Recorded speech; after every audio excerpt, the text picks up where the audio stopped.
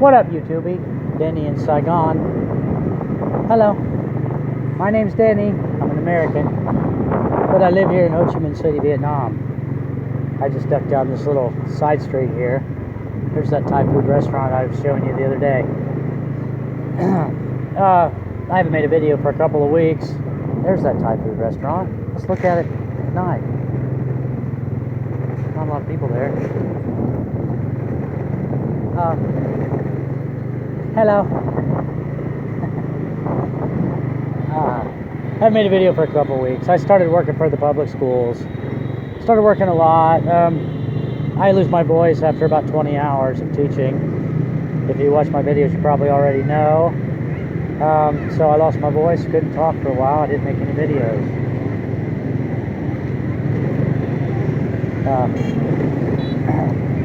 It's almost Tet holiday. It's Saturday night before Tet holiday, so it's 2 weeks off, no teaching. I'm gonna work on my websites and stuff.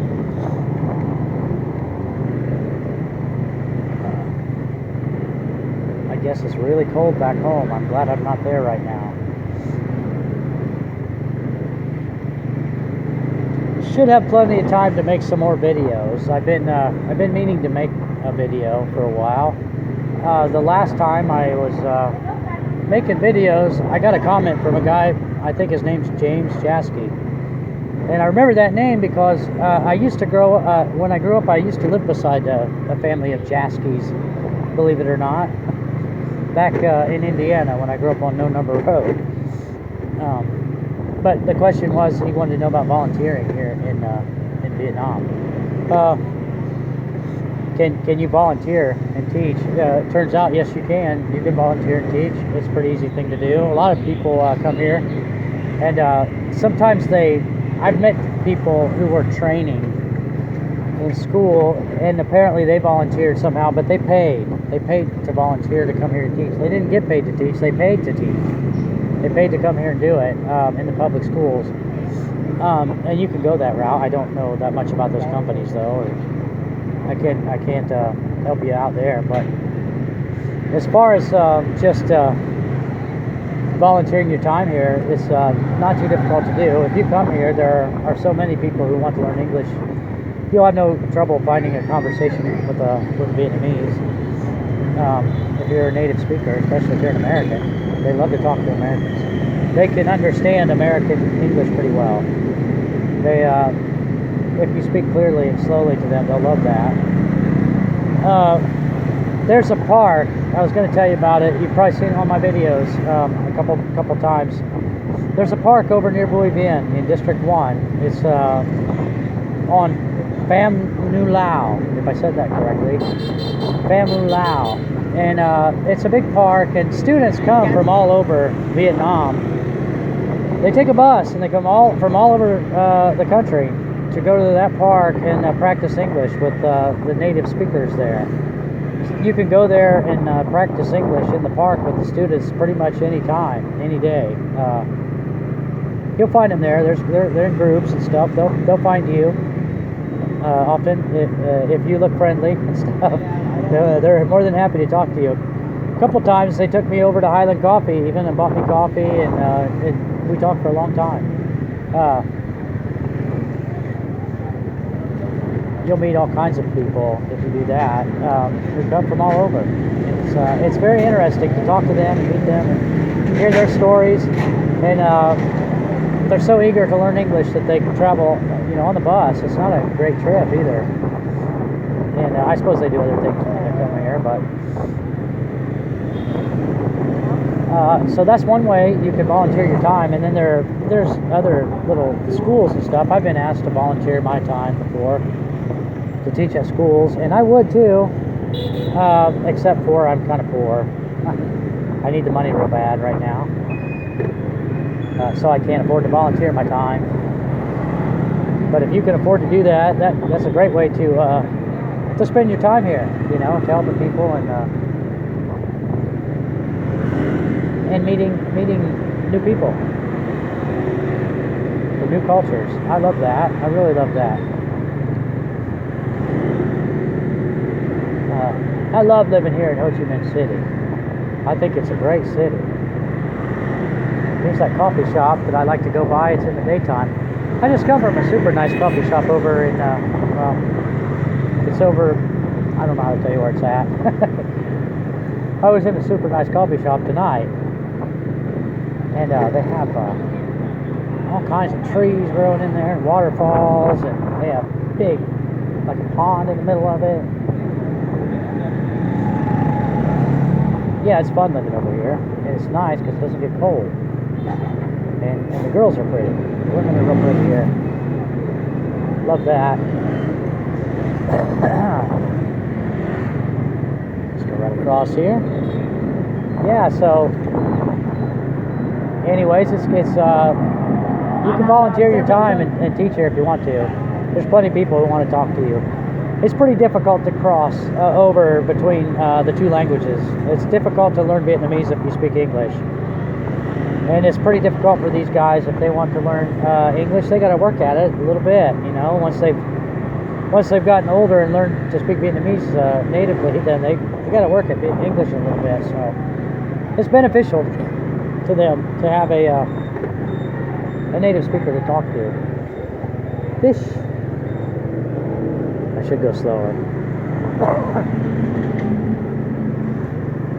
It's there's a lot of people out doing a lot of things because it's the holidays, getting ready to be the holidays. I guess they always find a reason to party here. They like to celebrate a lot. I should show you the Tet flowers. There's a lot of flowers. That's what I've been teaching my students. All the Tet vocabulary, peach blossoms and apricot blossoms and marigolds. Some of the flowers that they have. They have a lot of flowers, of course, in Southeast Asia. As you might have guessed. A lot of fruit and a lot of flowers. And you can pretty much grow anything here. Here's some flowers now. They have some peach blossom with lucky money. Some marigolds. Hello. You probably didn't even see that. I'm going too fast. I know I suck at this. I don't have any real reason to make my videos. I'm bored here. I want to talk. I want to share information with people for fun. I should have made this in the daytime, but I wasn't out. Yeah, I just enjoy it. I enjoy Ho Chi Minh City. I enjoy the Vietnamese. They're really nice people. The other day I went and got my brakes adjusted again, and the guy at the shop was a new guy at this shop I've been to before. He was all excited to see me and wanted to talk to me, and he adjusted my brakes and then he hugged me. Didn't charge me nothing. So they don't really have a concept of personal space here in Asia. So you might get some hugs whether you want them or not. But it's okay. They're very friendly. It's something else, you know, to be in a city this size and have people be so friendly. It's kind of that's not like the West, right? It's not really like any city of any size in the West. People are, some of them are friendly, but not everybody. You know how it is, probably. If you're watching my videos, you're probably in America right now. Maybe you're wishing you could come here. It's not too hard to come here. It's just a long flight. You just have to get your passport and. Don't run out of pages on your visa too, because I made that mistake. I think I may have made that mistake. I might have to deal with that. I may have to go back home. I don't know.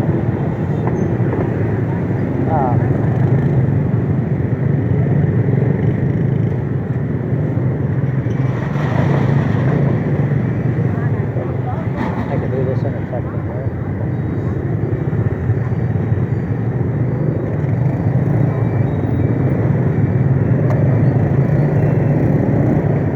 Yeah, you only have so many pages on your passport, and whenever you cross the border, they stamp it. You know, they may take up a couple pages or whatever. Then if you run out, then you're going to make a new passport right away. So they issue your passport for like 15 years, but it ain't going to last you that long if you're traveling much. So if you owe back support, you know, and you're from like Indiana, you may get stuck having to pay a big bill. Or whatever. I've been paying my back support for a long time, but I'm may have to pay it all off or else go home. Or what I'm going to do, because I don't have the money to pay it all off right away. But I'm working on it.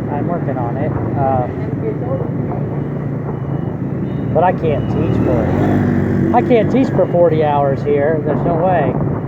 Even if you can get that many hours, I can't do it.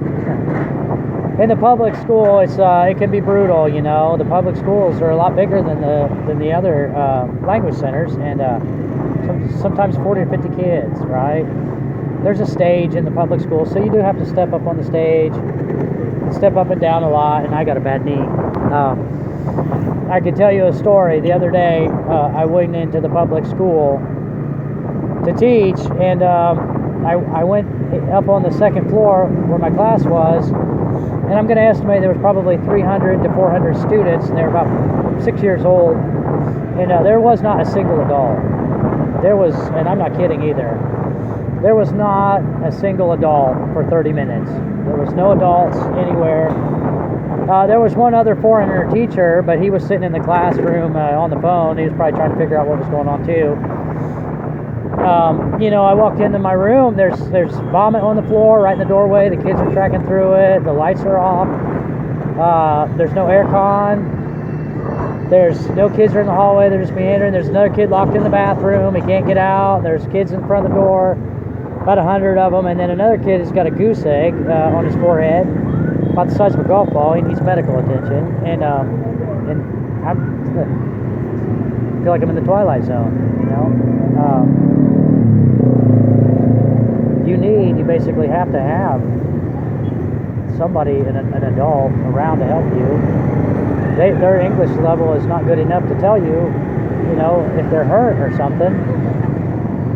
And they do get hurt, believe me. They do beat the hell out of each other, even though they're little kids and stuff. There's, you can imagine, that many kids at once. So when you walk into a situation like that, you know, for me, I'm not putting up with that. I'm not doing that. I told my wife I'm simply not doing that. I'm not going to walk into that. And I stayed, of course. I didn't run away, but I should have. So if you come here, you know, just expect all kinds of stuff like that. It's one thing when they do it in the public, in the language center, when it's just, you know, half a dozen students. But when they do it, it's hundreds of students. There's nothing you can do about that. You're not going to be able to manage that. You're not going to be able to trying to even just figure out what room you're supposed to go to here is crazy, okay? When you go to the school, even figuring out what school to go to. Most schools, you know, they're named the same, pretty much the same thing. Everything is named very similar here. And you ask the students, you know, what grade are you in? What do you think you're going to get? You know, a bunch of different answers. So you pretty much got to have a teacher's assistant, and you need to have an adult. There has to be. Or else you're just putting up with some stuff that you probably shouldn't be putting up with. She was gorgeous. Did you see that girl? I can't resist them. There's so many gorgeous girls. I just love to look at them. I love Southeast Asia, man. Southeast Asia is the place to find a beautiful lady, or a sexy lady, or a cute girl, or a lovely lady, whatever it is you're looking for. Southeast Asia is a great place to come to find it. I love my wife so much. She's such a sweet lady. If I have to go back to the West, I'm going to have to figure out a way to get her there, because I can't really live without her. I'm just so happy that I met my wife. She's a high quality lady. She started painting on bags. I was teaching her about print on demand, you know, and next thing you know, she bought a bunch of t-shirts, a bunch of bags, and she's painting on them, and she's already sold a bunch of them on Facebook, you know, to the Vietnamese. She's very talented, and she can cook. Hell, she can do everything. Well, she can't sing and dance, but it doesn't matter to me. A lot of girls here can sing and dance. If you want a really beautiful lady who looks real sharp in a dress, and she can also sing and dance, you can find that here in Vietnam. You can find that. A lot of ladies do. Yeah, they're so impressive. They're so impressive. The teacher who got me the job in the public school, man, she's so pretty. She met me the other day to give me my supplies, and met me at the other language center. She's so pretty. You ought to see her face. she's just beautiful in the face, real beautiful and bright lady. Kind of common here, though. Kind of common for women to be lovely here. Be attractive. You'll be attracted to them, I think.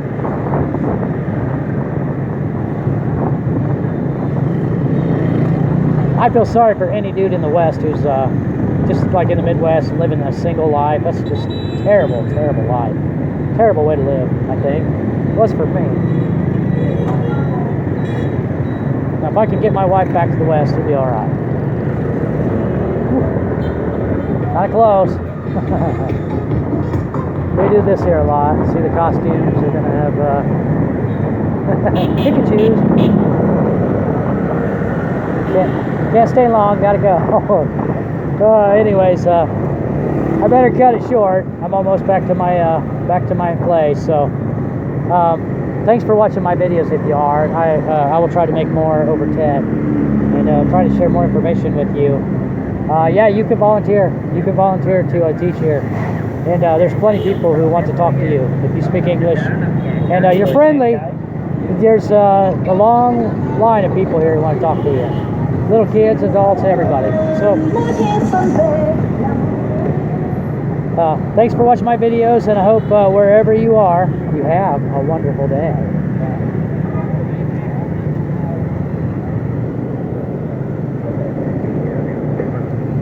Back